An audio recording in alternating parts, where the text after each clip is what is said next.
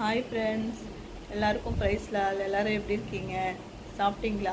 ஃப்ரீயாக இருக்கீங்களா ஃப்ரெண்ட்ஸ் இன்றைக்கி ஒரு குட்டியாக ஒரு சாங் ஒன்று பார்க்கலாம் வாங்க.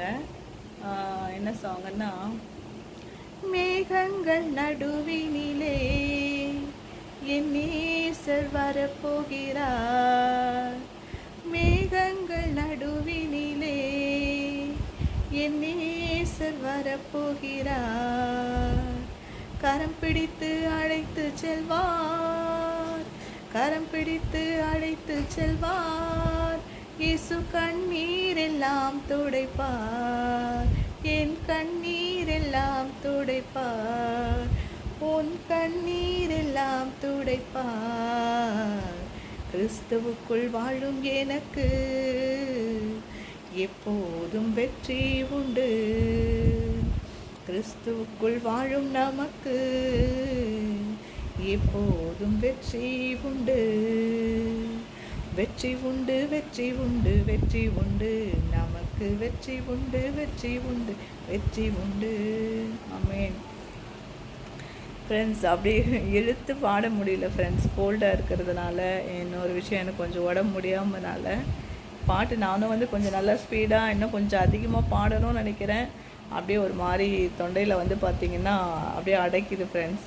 ஸோ அதுக்கு ஏதாச்சும் ஒரு ட்ரீட்மெண்ட் இருந்தால் சொல்லுங்கள் ஃப்ரெண்ட்ஸ், சரிங்களா? ஸோ எனக்கு ஆசையாக இருக்குது, இன்னும் பாடிட்டே இருக்கணும், கண்டினியூவாக பாடணும், ஸ்பீடாக பாடணும், நல்லா ராகமாக பாடணும். ஆண்டவருடைய சாங் பார்த்திங்கன்னா நல்லா பாடி துதிக்கணும் அப்படின்னு தோணுது எனக்கு. அந்த த்ரோட் இன்ஃபெக்ஷனால் ப்ளஸ் சளி நிறைய இருக்கிறதுனால, இன்னொன்று இந்த லங்ஸ் ப்ராப்ளம், இது எல்லாமே சேர்த்து என்னால் பார்த்திங்கன்னா அப்படியே நான் பாட முடியாத அளவுக்கு அடைக்குது. ஆனால் பிசாசானவன் என்ன தான் எனக்கு அடைக்கிற மாதிரி, என்ன தான் தொண்டையில் என்ன பிரச்சனையை கொண்டு வந்தாலும் சரி, அவருடைய மூச்சு அடைக்கிற மாதிரியோ இல்லை நிற்கிற மாதிரியோ எப்படி இருந்தாலும் சரி, ஆண்டவருடைய பாட்டை நான் பாடுவேன் ஃப்ரெண்ட்ஸ், சரிங்களா? ஸோ அவரை பாடி துதிக்கிறதுக்காக தான் ஏசப்பா இந்த உயிரை கொடுத்துருக்காரு, சரிங்களா? இந்த உயிரை நம்மளுக்கு கொடுத்த ஆண்டவருக்கு நம்ம ஏதாச்சும் செய்யணும்ல. நம்மளால் பணமோ நகையோ நம்ம கொடுக்க முடியாது. அந்த அளவுக்கு ஆண்டவரும் நம்மக்கிட்ட பணம் நகை இதெல்லாம் எதுவுமே நம்மக்கிட்ட எதிர்பார்க்கல. நம்மளோட இருதயத்தை மட்டும்தான் அவர் நேசிக்கிறாரு, சரிங்களா? அப்பேற்பட்ட தேவனை பார்த்திங்கன்னா நம்ம பாடி துதிக்கணும் இல்லையா? அவரை துதித்து மகிமைப்படுத்தணும் இல்லையா?